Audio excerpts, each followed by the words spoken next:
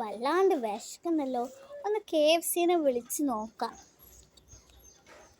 Hello, KFC അല്ലേ? എനിക്കൊരു bucket chicken വേണമായിരുന്നു. 1 മണിക്കൂറിനുള്ളിൽ തന്നെ. ഓക്കെ. കുറേ സമയമായില്ല, ഇയാൾ എന്താ എന്നും വരാത്തേ? അയാളെ ഒന്ന് വിളിച്ച് നോക്കാം. ഹലോ മാഡം, ഞാനിപ്പോൾ എടുത്തിട്ട് തരാം.